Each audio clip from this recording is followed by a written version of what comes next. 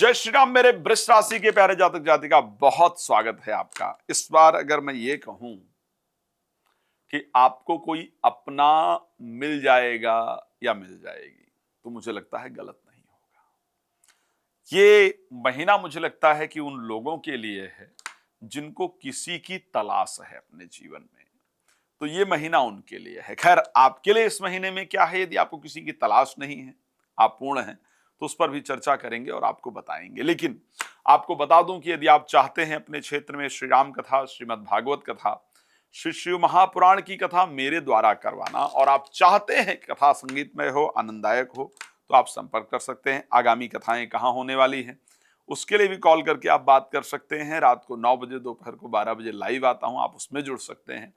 बाकी समय बात करने के लिए कॉल अपॉइंटमेंट आप लेकर बात कर सकते हैं। सबसे पहली बात मैंने कहा कि इस महीने पूरे वर्ष के अंदर, पूरे वर्ष की बात कर रहा हूं, पूरे वर्ष में ये पहला महीना दिसंबर का 2025 का होने जा रहा है, जहां पर राशि का हम स्वयं होते हैं और हमसे सातवीं राशि हमारा जीवन साथी होता है, होती है।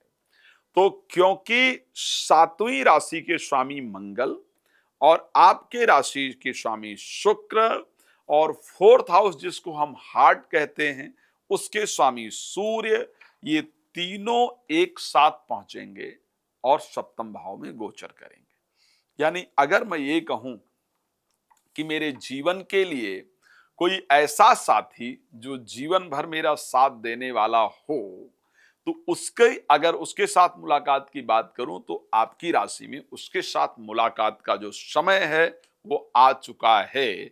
वो महीना दिसंबर का है जब उसके साथ आपकी मुलाकात होने वाली है। तो ये बड़ा शानदार समय, सिंगल से डबल होने का संयोग दिखता है। किसी और को भी अपने जीवन में स्पेस देने का जो समय है वो आपका 2025 का ये दिसंबर महीना देने जा रहा है। तो ये आपके लिए, उनके लिए बहुत इंपॉर्टेंट है जिनकी मैरिज इत्यादि नहीं हुई है, जो अपने जीवन साथी की तलाश कर रहे हैं। एक बात और बता देता हूं, यदि आपके जीवन साथी आपसे रूठ गए थे, रूठ गई थी, प्रेमी प्रेमिका रूठ गए थे, रूठ गई थी, या उनके मन में आपको लेकर के किसी ने गलतफहमी पैदा कर दिया था कि नहीं साहब ये ऐसे नहीं वैसे नहीं है, तो आप सोचिएगा, इस महीने आप देखिएगा कि वो आपके साथ संपर्क करेंगे, करेंगी, या फिर संपर्क करने की कोशिश करेंगी, लेकिन इस महीने संपर्क आपका उनके साथ जरूर होने वाला है। इस बात को ध्यान रखिएगा। भगवान खैर प्रसन्न रखें, आपकी कामना पूर्ण हो। एक बात जो सबसे इंपॉर्टेंट मुझे लगती है, ऋषि पाराशर ने कहा कि अगर छठे भाव के अंदर बुध गोचर करें तो विवेकवादी बनाते हैं, बुद्धिमान बनाते हैं। ये महीना मैं निश्चित कह सकता हूं कि आप विवेकवादी होंगे। विवेकवादी का शब्दार्थ यह है कि आपके द्वारा लिए गए जो डिसीजंस है ना, वो परफेक्ट होंगे। इस महीने आपका व्यवहार बदला बदला रहेगा। आप कुछ ऐसे फैसले लेने वाली हैं जो कि आपके फ्यूचर में आपकी बहुत मदद करने वाला होगा, आपके फ्यूचर में चेंज लाने वाला होगा। लोग इस महीने आपको सबसे अधिक ये कहेंगे, भाई बदले बदले लगते हो, बदली बदली लगती हो, आजकल ज्यादा मैच्योरिटी की बातें कर रहे हो, आजकल ज्यादा मैच्योरिटी की बातें कर रही हो, आज बहुत समझदार हो गए हो गई हो। आपके माता पिता आपके पीछे इस बात की चर्चा जरूर करेंगे कि मेरी बेटा बेटी ज्यादा मैच्योर हो गए हैं। अब एक बात मैंने और कहा था, ये भी नोट कर लीजिएगा, मेरा काम है कि मैं अच्छी चीजें भी बताऊं, मैं खराब चीजें भी बताऊं। अच्छी इसलिए बताता हूं कि प्रसन्न हो जाइए, उस पर काम कीजिए। खराब इसलिए बताता हूं कि आप उसको लेकर के सावधान रहिए। एक बात और ऋषि पाराशर ने कहा है कि सेवंथ में सूर्य का होना, सेवंथ हाउस के अंतर्गत सूर्य का होना जीवन साथी के अंदर कलेश करने की इच्छा उत्पन्न कर देता है। तो ये भी याद रखिएगा, मैंने अच्छी अच्छी बातें आपको बताई है। जीवन साथी दोबारा मिलने का प्रयास करेंगे, बात करने का प्रयास करेंगी, अकेले हैं तो डबल हो जाएंगे, ये सब बातें मैंने कहा है। लेकिन आपको एक बात बता देना चाहता हूं, इस महीने जीवन साथी ऐसी ऐसी बातें करेंगे जिसका कोई सर पैर नहीं होगा।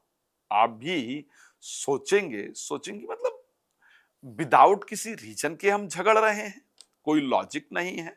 जिस बात को हमारे जीवन साथी कर रही हैं उसका कोई लॉजिक नहीं है, लेकिन वो ऐसी बातें करेंगे। तो जब वो ऐसी बातें करें तो ये सोच लेना चाहिए कि भाई मेरे सातवें घर में सूर्य गोचर कर रहे हैं और ये 15 तारीख तक ही होने वाला है। तो फिर ऐसे कंडीशन में शांत रहना चाहिए, समय है। वो किसी रहीम जी ने एक शब्द कहा था ना कि रहीमन चुप हो बैठिए, देख दिनन के फेर, और जब नी के दिन आई हैं बनत न लगी हैं देर। चलिए ओवरऑल थोड़ा जल्दी से निपटा लेते हैं कि स्वास्थ्य कैसा रहेगा। तो स्वास्थ्य के पॉइंट ऑफ व्यू से ये मंथ आपके लिए बहुत शानदार रहेगा, करीब करीब उसी प्रकार रहेगा। थोड़ा गुस्सा वगैरह आएगा ऐसा दिख रहा है, और थोड़ा जो पित्त की प्रकृति है वो डिसबैलेंस होगी।